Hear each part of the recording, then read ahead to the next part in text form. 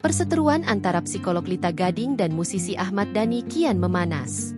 Setelah sebelumnya, Dhani secara resmi telah melaporkan Lita Gading ke Polda Metro Jaya akibat unggahan kritisnya di media sosial, kini Lita memberikan respons tegas yang menunjukkan bahwa ia tidak gentar sedikit pun.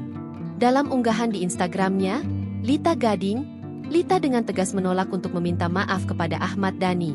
Ia menilai apa yang ia sampaikan merupakan sebuah kenyataan yang tidak perlu disesali.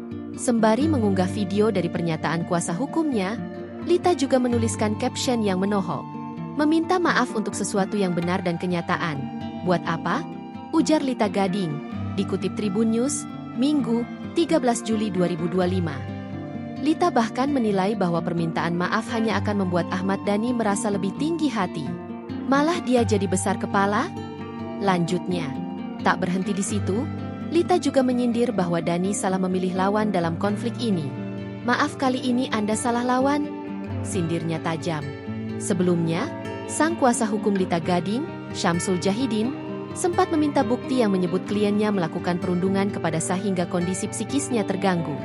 Di akhir keterangannya, sang kuasa hukum tak setuju dengan pernyataan kuasa hukum Ahmad Dhani yang menyebut Lita Gading melakukan kejahatan luar biasa. Download Tribun X sekarang, menghadirkan lokal menjadi Indonesia.